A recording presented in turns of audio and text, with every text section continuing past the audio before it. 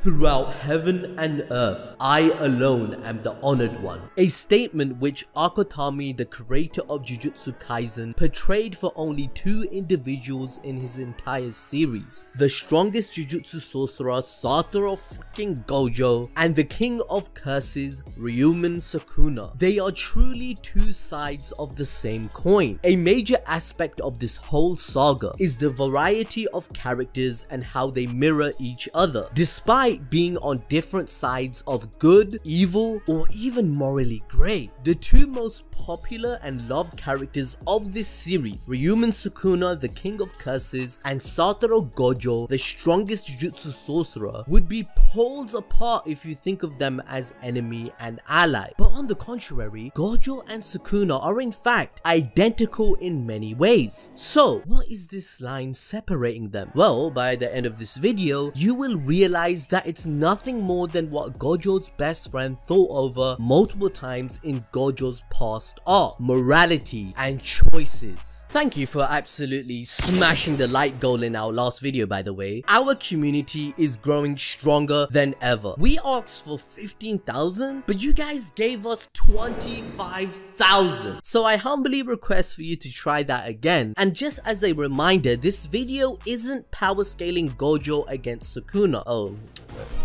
Wait, you've already typed something, haven't you? I'm kidding. It's more about the inevitable event that will occur at the end of Jujutsu Kaisen's manga. Satoru Gojo and Sukuna are destined to clash against each other. So I am here to present to you why and the philosophy behind Gege Akutami's writing. So let's get started. Welcome back everyone, and it's time to go Gojo and Sukuna are the only two characters portrayed as entities that wield massive power over everybody else in the Jujutsu realm. In fact, they both stand at the very top, the apex of Jujutsu powers that people can't begin to imagine and fear like a natural calamity. Even in chapter 181, Yuta's opponent Ryu made sure to rub in the difference between people who are just powerful and the ones who truly surpass the horizons. These are the people who are above sorcerers, cursed spirits, and strong fighters, as they have an overwhelming aggression that disregards all else like a calamity. It means that there are only a few people who can cross the threshold of strength, and the ones who do have an extreme sense of self. We can even say that the strongest people have to let go of whatever worldly tethers they have and know themselves the best. Only by knowing themselves do they become enlightened and learn the meaning of Jujutsu. Of course, those of you that have the notification bell on would already know this, as I covered this in our last Jujutsu Kaisen video. And when we talk about overwhelming powers, we can say that only Gojo and Sukuna are the only two beings who we can call the gods of Jujutsu realm. Like we saw in the beginning, the story tells us that they're the honored ones, the ones who are invincible because of their powers. Their undefeated strength is not an easy feat to achieve, like Ryu told Yuta as well. He knew that unlike Sukuna and Gojo, he could see that Yuta was reaching his limit, whilst the strongest beings have unlimited influence and power, and most importantly, curse energy. We know that curse energy is the base of all curse techniques and abilities that allow a sorcerer to fight. So we can say that learning the core meaning of curse energy is enlightened in Jujutsu Kaisen. We discussed this concept of self-enlightenment in the video before, but it is a vital element of what makes Gojo and Sukuna the entities we know today. In his unforgettable clash with Toji, Gojo claimed himself to be the only honored one after unlocking the reverse curse technique by, casually almost dying. But what most people forget is that Akutami has basically confirmed that Gojo and Sukuna have extreme arrogance and are the enlightened ones in the story. However, being self-confident is not really arrogant if you can back it up. The reality is that Gojo and Sukuna are honest to their true self. They are confident and reassured with a great self-belief like no other. This is where the saying of both of them being two sides of the same coin? It can't be more true. Think about it. Both Sukuna and Gojo have incredible knowledge about self and have achieved enlightenment because they believe in their own power and a form of selfishness. They both are feared across the world. They both understand their core of curse energy. In the case of Satoru Gojo, he is the strongest Jujutsu sorcerer with his refined 6 eyes and limitless techniques that pave the way to the top for him. What's more is that he is the first person to be born with both these techniques in hundreds of years. He is the head of the Gojo family, but he alone has enough influence over the Jujutsu society that he can choose his ways against the archaic older generations. And that is because his powers are feared not just by his enemies, but also his allies. Behind his goofiness, he really makes the people closest to him feel that he is so powerful that he can destroy forests literally with a flick of his finger. This is also the reason why he can be blatantly disrespectful and unapproving of the ways and means of the dogmatic upper echelons of Jujutsu. Witnessing him in his element is a sight to behold. Just like Yuji realized how powerful his sensei was in his fight against the special grade cursed spirit Jogo, who was supposed to be equal to 8 to 9 fingers of Sukuna. There are only a few instances of Gojo being extremely serious at any moment in Jujutsu Kaisen, and the strangest part is that he looks like he is having fun in the most stressful fights. For example, he enjoyed fighting Jogo, Hanami and Choso in the Shibuya arc until he felt that they were being way too disrespectful towards his strength. That crosses the line. Within a few moments of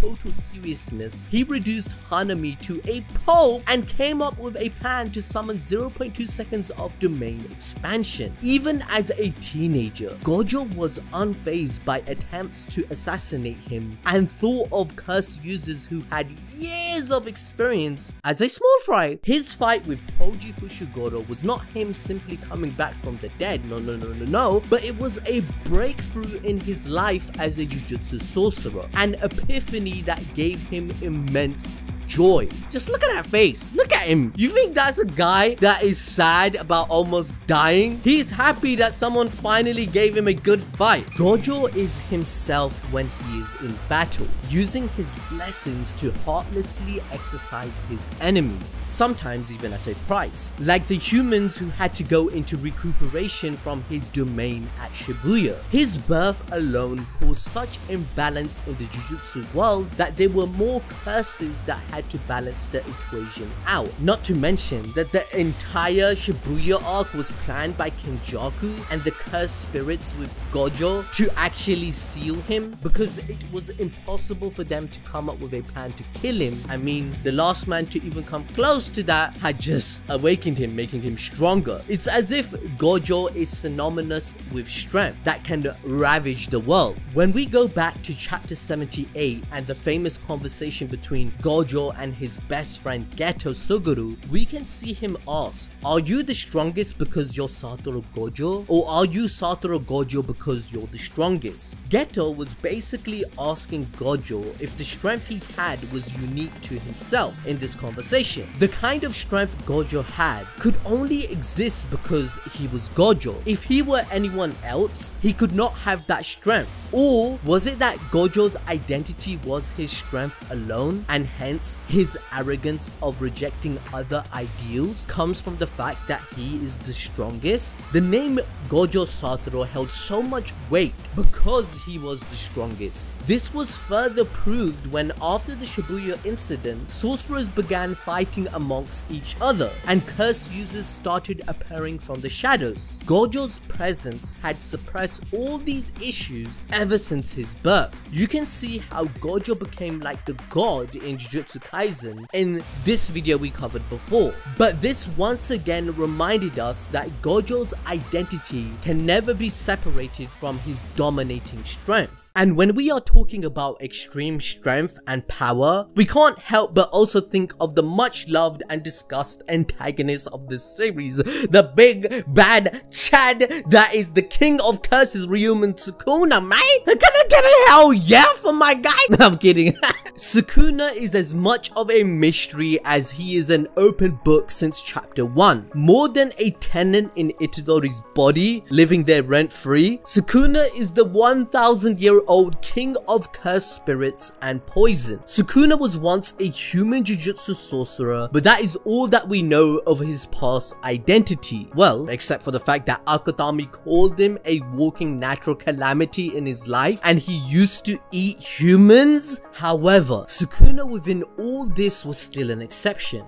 And I would go as far as to say he is comparable to a Kami or Tengen-sama in regards to his immortality. Sukuna obtained enlightenment where during his life he evolved to have 4 arms and 2 faces. This is similar to what occurred with Master Tengen, the oldest sorcerer we know from 1200 years ago. In chapter 145, Tengen mentioned he too evolved past what it means to be human, and he now has 4 eyes. However, this process for Tengen took a long time, along with the fact that he wasn't able to merge with his vessel, which would have contained his evolution and kept his humanity. On the other hand, when we come back to Sukuna, he somehow skipped the 1,000-year evolution and went straight into becoming a full-fledged demon king, all as a human. Sukuna is as fearsome of a threat now as he was when the strongest of jujutsu sorcerers from the golden age, the Heian era, tried to defeat him by sacrificing their lives. After his death of an unknown cause, Sukuna forever lived on as a curse through the remains of his 20 fingers preserved in wax, which due to who he was became indestructible curse objects and eventually the source of terror for all of Jujutsu society, where even Satoru freaking Gojo is unable to destroy one of these fingers. So you can imagine how devastating the presence of Sukuna's remains in the Jujutsu world is. Once Itadori ingested a finger, essentially bringing Sukuna back into the world, the rest of his fingers began resonating. The curse energy that was stored in all these fingers was released, awakening the cursed spirits that had consumed them, like the cursed wombs Itadori, Megumi and Nobara had to fight. Moreover, not anybody could become the host of this lethal cursed spirit, and Itadori was only 1 in a million to have survived. Sukuna has unlimited curse energy and extreme control over his jujutsu that every flick of his wrist is fatal. He has a deadly technique that does not even have a name yet but can slash and cleave as per Sukuna's desire. The most dangerous thing about Sukuna's technique is that its attacks are continuous and invisible, so his opponents can't even hope to evade them. If that wasn't enough, Sukuna also possesses a massive domain expansion that does not have a boundary, but its guaranteed hits are strengthened by a binding vow. He single-handedly defeated the strongest Shikigami of Megumi's inherited Ten Shadows technique, the General Maharaga, using his Malevolent Shrine domain expansion. Even after his soul traversing ages, Sukuna's arrogance is still the same, and the lack of a couple of arms hasn't stifled his power at all. He is completely uncaring of anyone except the strong. Mimiko and Nanako tried to get Sukuna to do their bidding after offering them his fingers, but Sukuna cold-heartedly murdered them in one slash. And as for Jogo, he challenged Mount Fuji to even lay just a single finger on him to get on the cursed spirit's side. He was also pretty annoyed when a cursed womb, supposed to be in his special grade league, defied his orders and tried to attack him but was defeated in one go. However, as much as he despised the weak, he also went out of his way to compliment Jogo after their fight and make sure Megumi survived, all because he found out they had potential. At just 15 fingers strength, Sukuna destroyed Jogo as though he was the one who is the natural calamity. Even Jogo's maximum technique, the Meteor, failed to touch Sukuna. Jogo had not even dared to use his domain expansion against him because he already had a taste of being overrun by a stronger one when he fought Gojo. But in the end, he was defeated poetically by something similar to his own technique, fire. You probably have noticed that Gojo whilst facing Jogo stated, "After all, you're weak."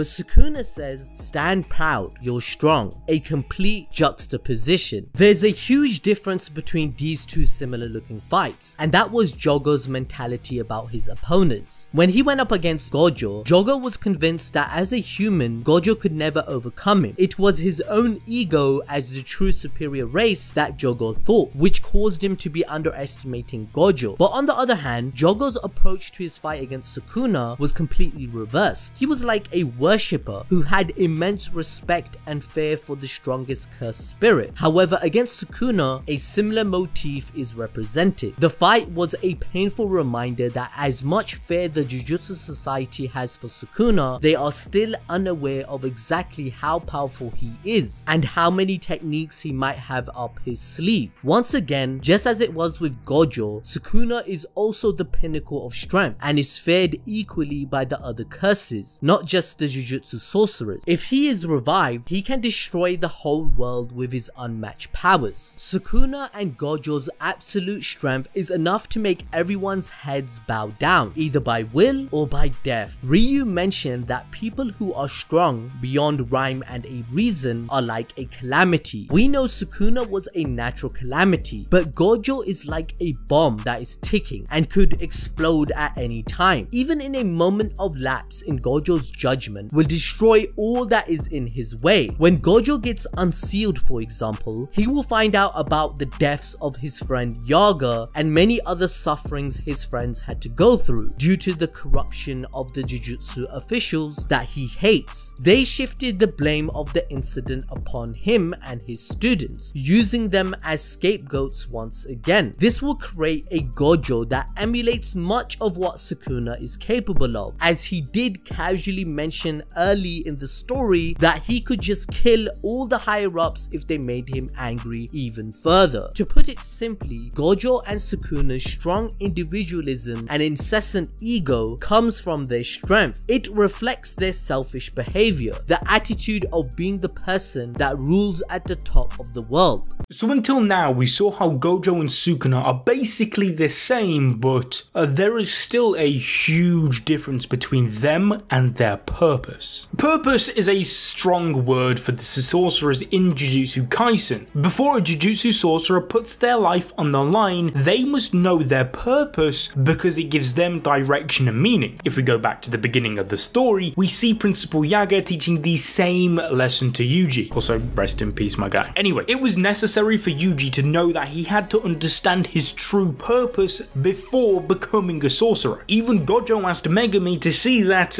between dying to win and risking death to win are completely different things. The lack of purpose in a sorcerer's life is worse than despair, as we see in Geto's downfall. When he saw the reality of the humans he was protecting as a sorcerer, he lost his purpose. But when Yuki told him that if non-sorcerers were eliminated, there would be fewer sorcerer deaths indirectly, he found his purpose. On behalf of all of the sorcerers, he decided to become a mass murderer and kill all of the monkeys. Geto going astray made Gojo think about his own purpose as the strongest Jujutsu sorcerer. Until now, he had never really cared about being righteous as long as he could be guided by his best friend next to him, as he was the person he saw equal to him and actually respected. Gojo realised that he had never given a proper direction to his overwhelming strength and that it wasn't enough for him alone to be strong. You could say he learned the lesson that good old Uncle Ben taught us in Spider-Man, that with great power comes great responsibility. Gojo finally found that his purpose was changing the rotten Jujutsu society that didn't care about sorcerers. Their utilitarian approach had killed a ton of people already, and if things stayed as they were, Geto Suguru would have been just one of the many people to give into their dark side.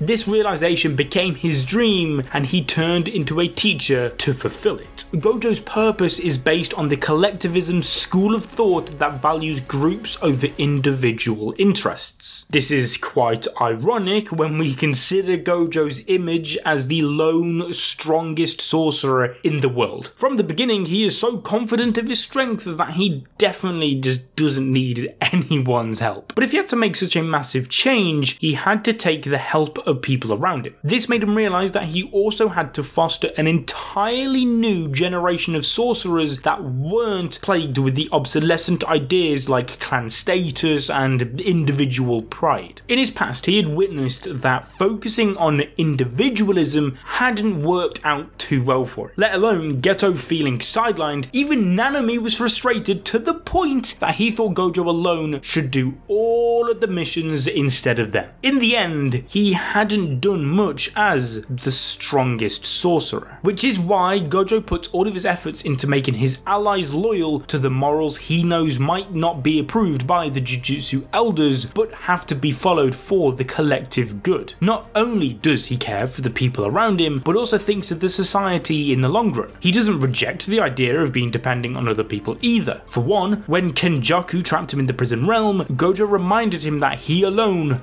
wasn't strong anymore. There were people behind him like Yuta, growing with every fight, capable of upholding his dream even if Gojo wasn't there. Now in contrast, we have Sukuna, the selfish, impudent and egotistical king of curses, who is also absolutely clear in what he wants and the means he can use. He is truly the lone wolf because, unlike Gojo, Sukuna doesn't want others' help to achieve his goals. All he cares about is how he can use the tools around him in the best way possible, be it making a binding vow with Yuji in the early chapters or encouraging Megumi to realize his potential. Sukuna has always shown that he has a plan up his sleeve. He even rejected the offer made by the curses to join their side simply because he knows he can easily achieve what he wants with his own strength. If he wants to revive himself, he is fully aware that he can do that either through Itadori or Megumi. The point is that Sukuna's every action is solely focused on himself. Sukuna is the embodiment of what one can call individualism, which favours the freedom of action and growth of the individual over that of the group. What makes Sukuna so scary is how in touch he is with his instincts and desires. He is the personification of selfishness that comes at the cost of everyone around him. And I mean, what better of an example of Sukuna's selfishness than his domain at the Shibuya incident? Sukuna jumped in to defeat General Mahoraga to save Megumi and laid his domain expansion to do so. However, even though he could have restricted his domain to only Mahoraga, Sukuna didn't care about the humans in the vicinity and ended up massacring all who was under the domain's radius. Even Inumaki survived by a whisker but still lost his arms because of the invisible attacks of Sukuna's domain. Moreover, Sukuna only saved Megumi because of the greater purpose which he needs from him in the future, most probably to resurrect himself. And Sukuna's selfishness isn't a recent occurrence either, as Akutami stated in the fanbook that Sukuna terrified people out of their minds to the point that they didn't even recognize him as a human. This single-mindedness might also be why he never had any subordinates or even family other than Uraume, who was more like a cook. You know, it's who helped Sukuna eat all those tasty humans. Sukuna casting his domain for his motives is a perfect contrast to Gojo's domain expansion at the Shibuya incident as well. The plan that Kenjaku came up with to trap Gojo was to surround him with a crowd of humans with the intentions of limiting his abilities to fight the cursed spirits. If Gojo wanted to, he could have cast his domain expansion like Sukuna without caring about the humans around him, and they would have just been crushed to death along with all of his opponents. But Kenjaku knew that Gojo wouldn't do something so out of character, and he was right. Gojo came up with the plan to cast a domain expansion of 0.2 seconds that would minimize the damage he would do to the humans around him, whilst also allowing him to kill all of the transfigured humans. Realistically speaking, he put himself at risk to save a bunch of strangers who didn't even have an idea of what the hell was going on. This shows that Gojo goes to drastic lengths to make use of his strength for the collective good instead of just his own benefit. But it's practically impossible for a Jujutsu sorcerer to pick either of these sides completely unless they are the strongest. Gojo and Sukuna's dominating strength backs up their choices. choices, giving them the option to do whatever they want. We can even confirm this fact by looking at how Gojo has willfully taken on students to train, whereas Sukuna only has worshippers like Uraume. But looking at Gojo and Sukuna at the Shibuya incident raises one very important question. Is Sukuna a fully realized Gojo? Now, before you say that Gojo's already had his moment of realization, hear me out. In chapter 78, Geto made Gojo realize that if he wanted to actualize Geto's ideal world of only sorcerers, he could do it. Gojo could have easily woken up one day and decided that he wanted to kill everyone, and he simply just could have. I mean, it's not like there's anybody that could stop him. Even to fulfill his dream of changing the Jujutsu Society, Gojo admits that he could have easily just killed the higher-ups. But he made the choice of not doing so because that really wouldn't solve anything. However, if Sukuna was in his place, my guy wouldn't even think twice before killing whoever bothered him, be it humans or cursed spirits themselves. He even offered Jogo that he would kill all humans in the Shibuya except Megumi, since he fulfills a role in Sukuna's selfish desire for his end goal, which we discussed in another video because Sukuna has no weaknesses. He even went ahead to kill people in Shibuya for his fun and to torment Yuji for his naive ideals. It's just showing that Sukuna's enlightenment has freed him from adhering to any moral code. So it's pretty clear that there is a very, very thin line between Gojo and Sukuna, and this is the line of rationality and morality. In his fight against Toji, Gojo voiced the feeling of ecstasy and even apologized to Riko for not being angry for her. He had clearly lost sight of his morality. He should kill everyone in the Star religious group, saying that he wouldn't feel a thing. At that point, Geto held him back, but when it came to killing the higher-ups, we can see that Gojo has learned to pick morally correct choices. Gojo is bound. We can say that these attachments are simultaneously both Gojo's weakness and strength. Without them, Gojo could have been as unbridled as Sukuna, simply doing what he wants without a care in the world, killing whoever crosses his path and only fostering his self-growth. But it would have been a disaster for the Jujutsu Society because nobody could have survived at Gojo's hand, and he too would have been labelled the gangster that he once was. However, there is one more thing that sets Gojo and Sukuna apart: the worlds they have envisioned that they want to achieve. We know by now that Gojo and Sukuna desire two completely different worlds, and through difference, he wants to make sure that empathy and skill become more valuable in judging a person than their powerful. He wants to take his throne as king again to fulfill all of his selfish desires whilst everyone else is below him, as that is what he sees as his life purpose. I mean, out of his mouth after being sealed for centuries were, "Where are the people? Where are the women?" Oh, what a wonderful age it has become. Women and children spawn like maggots. Marvelous. It will be a massacre. This proves that Sukuna's selfishness has no life, telling us that he lives solely for himself. Both of these goals are have a showdown in the future. However, one thing unites both of their worlds will come at the cost of other people who are not them nor as powerful as them. We see both of them atop skulls and skeletons of other people, emphasizing that their position at the top can cost or has already cost many lives, while Sukuna might have a final showdown at their full potential. But on the larger scale, they both represent the many clashing moralities of choices sorcerers have to face and how they can shape up the future by fulfilling their roles. This struggle of choices is perhaps even larger than that of strength, which is why we thought it was interesting to cover instead of just, I don't know, simply pitting Gojo and Sukuna against each other. But I want to ask you out on your screen right now, because YouTube thinks it's going to be pretty damn sick.